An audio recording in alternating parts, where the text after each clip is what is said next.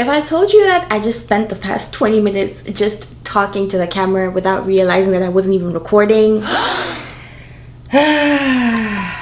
We pushed through because you know what? This video is gonna make it. This video is gonna get on. Hi everyone, my name's Nadia. Welcome to my channel, Blooming with Nadia, where we're gonna be talking about different topics, exploring different things, and growing together, being vulnerable. Ooh, that V word, that vulnerable word. But you know what? It's time. This is something that's been like heavy on my heart for a while, and I've really wanted to start a YouTube channel where I can just be like honest and candid and talk about like all these different things and just even document my growth. Hence the name Blooming with Nadia. In the last year of my 20s now, I'm 29. Okay, saying that out loud is a little bit scary, but I'm 29 and there's a lot of lessons and a lot of things that I've learned and a lot of things that I look back at and I just think, you know, had older me right now known or had the opportunity to look back at younger me and say, hey, it's okay, you know, here are some lessons, here are some of the things, you know, or keep going or lean into this, all these different things. I just feel like I would have valued that so much. And I think also oftentimes as we're moving and growing, we fail to realize and see the growth and see the person that we're becoming because we're just so hyper focused on getting there and forgetting the process. And to even get to a process, we need to start somewhere. And oftentimes there's this fear to start because of failure or even just feeling like what would give me the audacity to even think that I could do that. I know it may sound a little bit like, but I'm sure there's so many of us that can relate to a number of things that we've done in life or we've wanted to do in life, whether it's getting on social media, starting the channel, starting the business, and you look and think that's for them. Like they can do that. Like what gives me the audacity to think that like I could do that, I could be that. Well, guess what? Failure is 100% guaranteed if you don't even try. So that thing that you're putting to the side, that thing that you're afraid to do, speaking to me, that channel that you had been thinking about starting, that you're now finally starting now, up until this moment, before I started, I had 100% failure guaranteed in the fact that, you know what, I would not have a successful YouTube channel because I didn't even have anything posted. I just needed the audacity. And today, that topic of audacity just really reminded me of that and just got me thinking through life and even just gave me that last boost that I needed to say, you know what, let me go ahead, start and do this. Speaking of audacity, oftentimes you'll find that the person who ends up doing the thing or ends up succeeding in the thing is not the person that oftentimes has the highest qualification. You'll find that there's things where you are watching people who are doing things that you are way more qualified to do, but the only difference between you and them is that they had the audacity to get up and start. You know that inner voice that asks you, why you? Like, why do you think this would work? Well, counter it with the outer voice, which actually is a lot more true, which is, why not? Like, why not you? Why don't you think that it could work?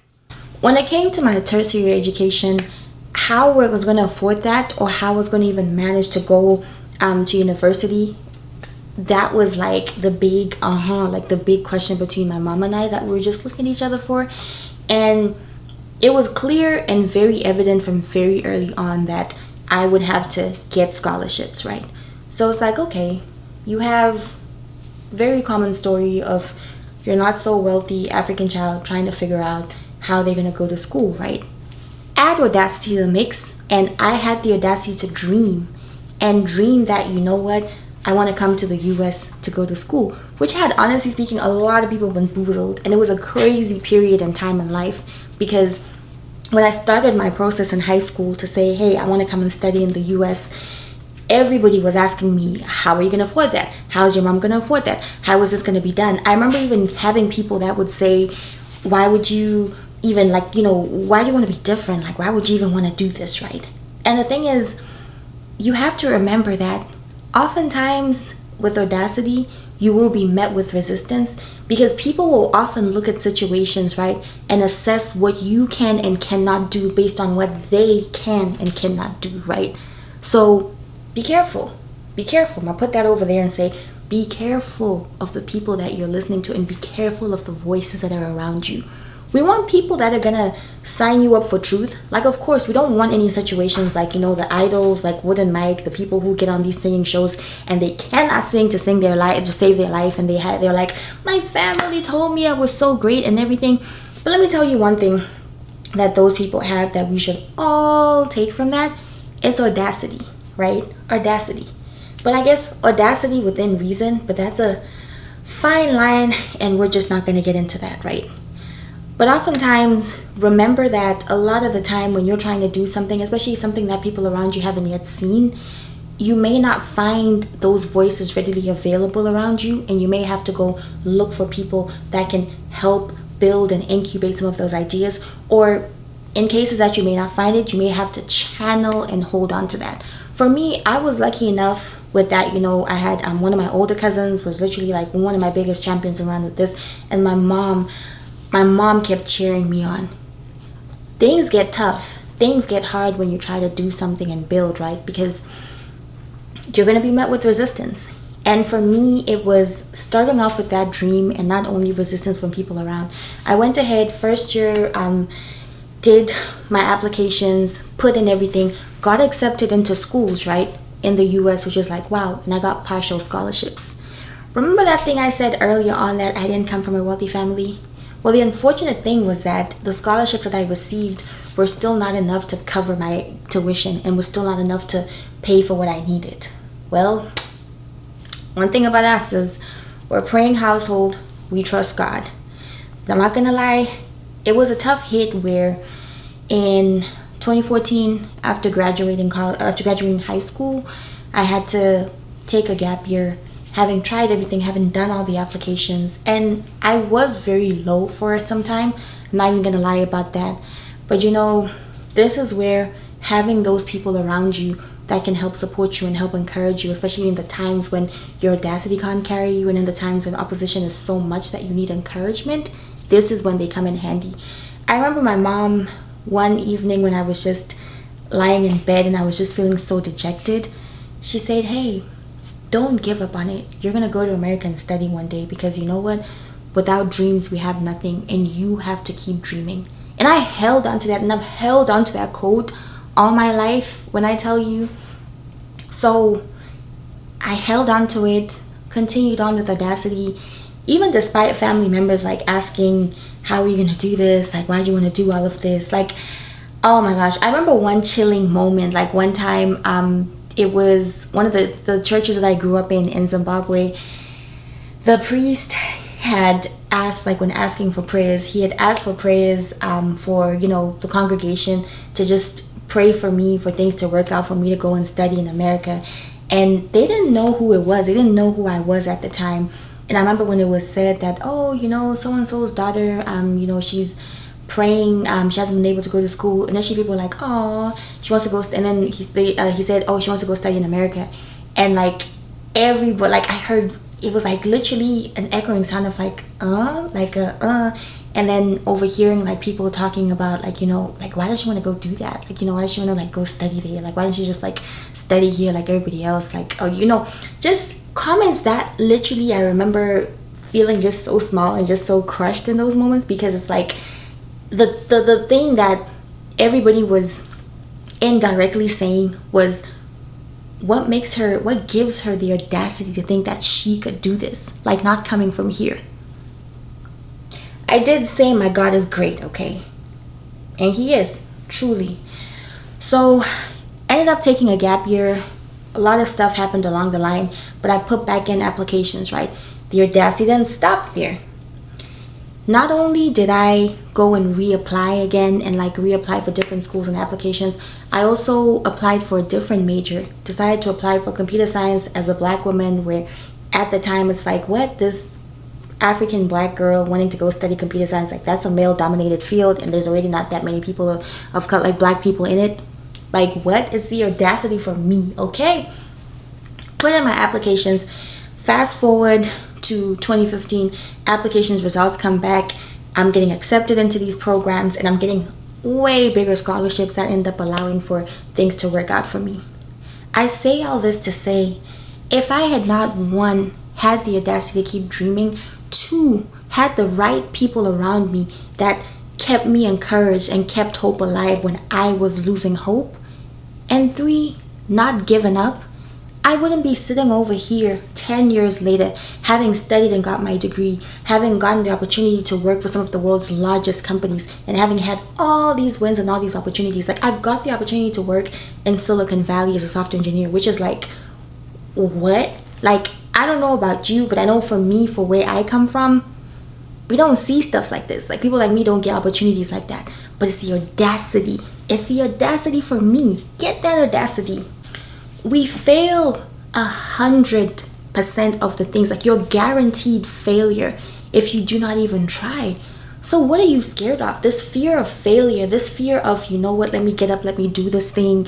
Oh, but what if I fail? Well, guess what? If you don't get up and you don't do the thing, you've already failed. And you live with the what if, and you live with this idea of like, oh my gosh, it could have been like that. And unfortunately, that can also breed bitterness and resentment for the people that got up and had audacity and did the thing. Because we know the voices, we know the naysayers, we know the ones that are the people that will often be like, oh, that's never worked, oh, that's not a thing. Where do you think that stemmed from? They let themselves down, did not have the audacity, did not bet on themselves, and end up in these situations where when you look around, it's like, why is this thing working out for that person? Try, keep going. I'm not over here saying that it's going to be easy. Trust me, there's a lot of things that I've tried in life. There's a lot of businesses that I've tried. There's ideas and things that I've put forth, and I'm still on my journey. Like I said, we're blooming.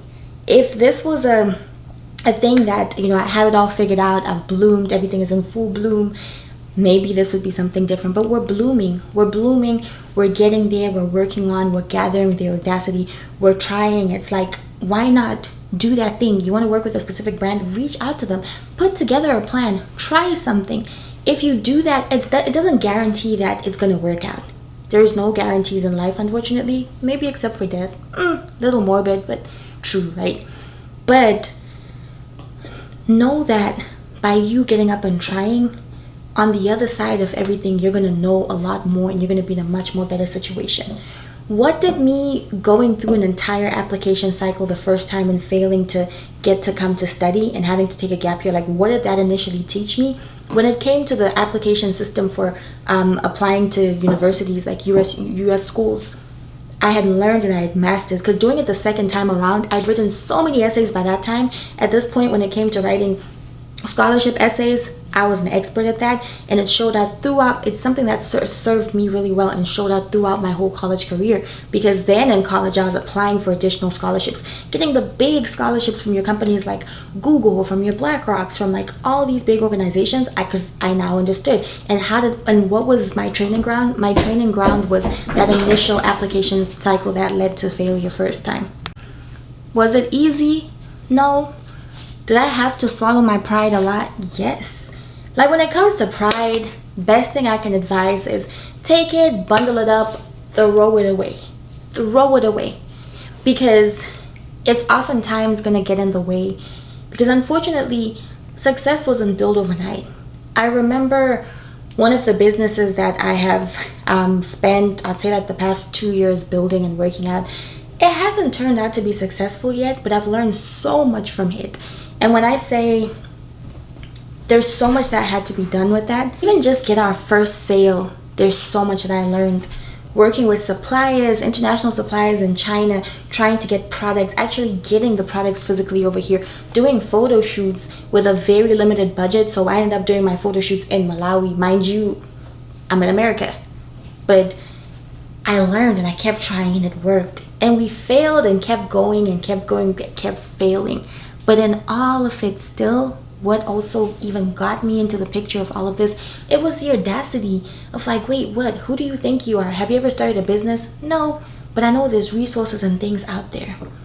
So I say all of this just to encourage you and to also encourage myself, because I'm not going to sit over here and act like every single day I'm full of audacity. I'm like, I can do this, I can do what?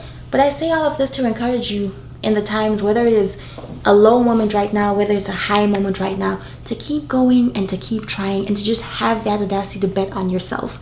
Because if you don't do it, who's gonna do it? There's a reason why that idea is in your mind. There's a reason why you want to do that thing. And if you don't have the skills yet, if you don't have the resources yet, find them, learn them. Always be open to learn. That is one thing that has served me so well throughout my whole entire existence, my whole career, even getting down to being able, to create like social media content, like even this, being able to like create YouTube videos like this. It's having a constant growth mindset and understanding that at the end of the day, the moments that we fail or the moments that we try something, it doesn't work out, you just got to get back on it and keep trying, and also take time to just reassess and analyze, like, okay, how could I have done it better? That's actually a big part. Reanalyzing, like, how could I have done that better? When I was done with the first cycle, I had to sit down and properly do like a post-mortem, essentially. So I know if you're in engineering, a lot of the time you'll hear this, right? So almost like a post-mortem where we sit down and we analyze what went wrong, how could have this been done better. Do that a lot of the time with the things that you work on and they don't succeed.